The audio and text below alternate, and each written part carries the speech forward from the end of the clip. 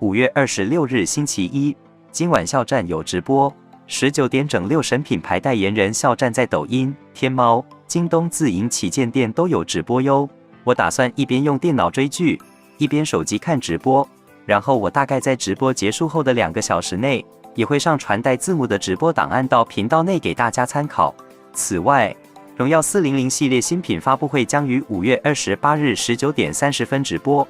让我们和荣耀数字手机全球代言人校站共同见证科技与美学的巅峰之作，一起奔赴心中的荣耀，见证真实的力量。昨天上午，校站的新剧谍报上不封顶官宣，于是我们又看到了校站家的传统节目——校站拉窗帘。校站拉窗帘时突然跳出来的红色色条，吓了我一跳，心想谁这么牛？仔细一看是自己人任少白，双红色条看爽了。原来藏海传剧粉每天作息是凌晨1点睡觉，清晨4点就起床，这作息可太拼了，不愧是校站。藏海传和谍报上不封顶都好火，所以说能打败校站的只能是下一个校站啊。今天下午，我刷微博看到校站饰演的任少白少爷善蒲善的路透，这侧脸好清俊，视频中岁月静好，但是又满目忧愁，背带裤造型看起来很是帅气。好似留洋归来的民国贵公子，少爷还在自己研究自行车，虽然是背影，就已经 get 到校站的苏感了。实不相瞒，我已经偷偷填起了任少白的大路透，好帅气，好有钱的造型，真的大少爷。有网友分享了5月25日藏海传的收视率分析，先说结论：均值7连涨，峰值创新高，均值1.7282，峰值2.1989。再说牛批程度超度无敌牛，为什么说超级无敌牛呢？因为今晚的这个新高简直是虎口夺食夺来的。今晚是乒乓球单打决赛，从5点开始收视率就一直在4以上，晚饭后更是过5冲6。面对乒乓球，电影频道今晚播打鬼子都不好使了，收视率一直被压在 1.5 左右。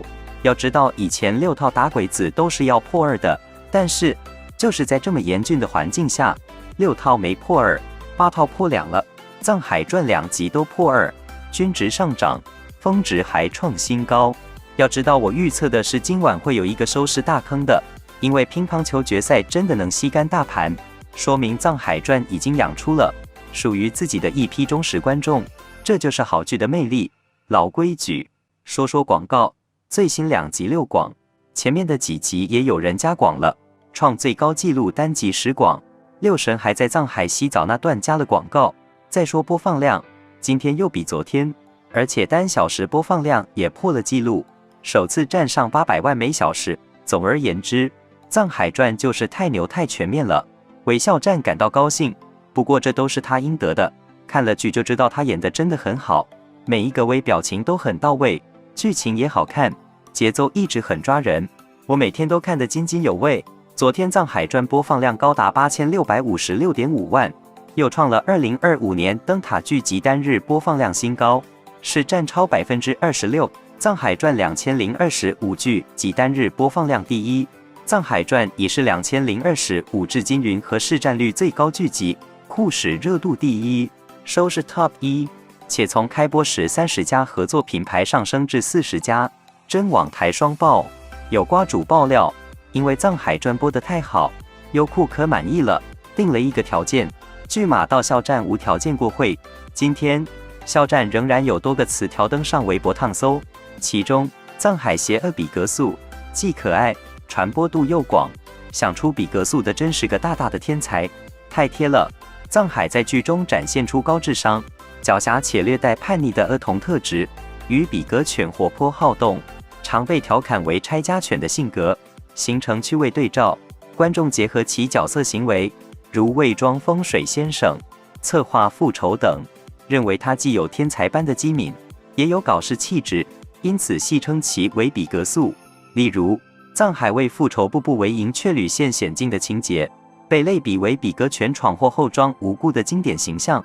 然后，词条很担心藏海传剧粉的精神状态。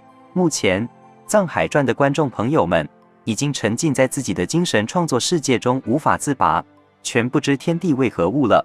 我刷抖音，光是面具人是谁已锁定多位嫌疑犯了，剧情走向极大结局还一直被剧粉改编书写，大家脑洞发达，创作力无敌。既然已经乱成一锅粥，大家看着喜欢看什么就自己盛点吃吧。剧迷每天的行程就是追剧玩，再去微博、抖音、小红书看剧粉的分析。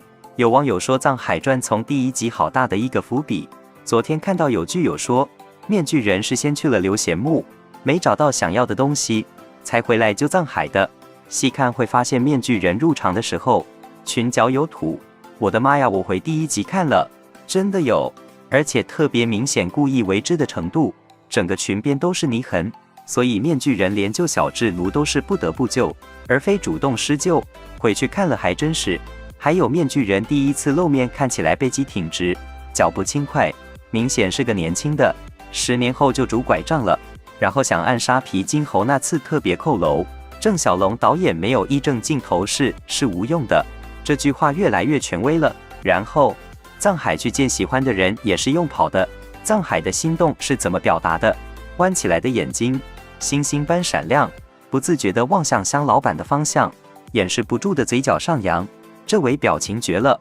但是我也刷到了香老板现在也在试探，所以我感觉现在不谈恋爱是对的。要是藏海陷了进去，发现香老板也是利用，我不敢想会咋样啊。我看到有个帖子的评论，我觉得很有道理。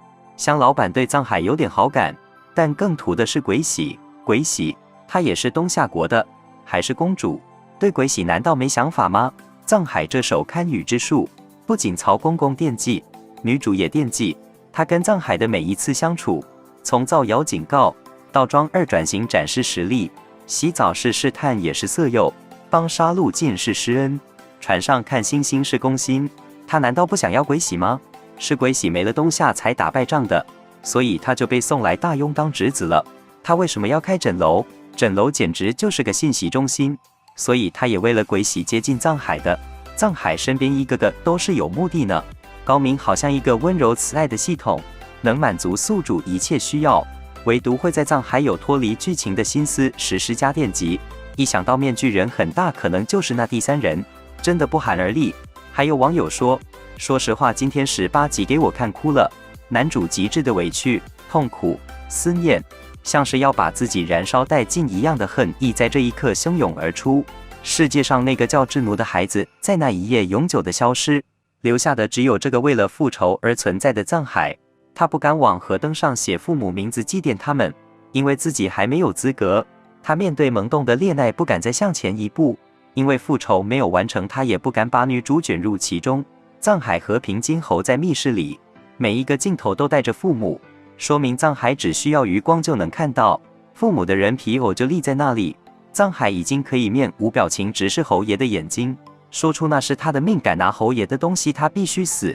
幸好之前藏海已经看到过了，不然突然看见可能当场就要发疯。我觉得藏海真的好恐怖，有种淡淡的疯感。他怎么能做到这么平静地说出一些诛自己心的话呢？奴奴，你过得真的太苦了，也太累了，真的希望你能早日大仇的报，然后好好休息，好好生活下去。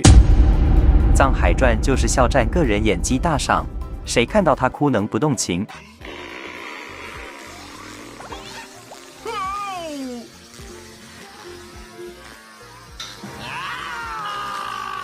快乐就是，就像和那个什么差不多，快乐就像。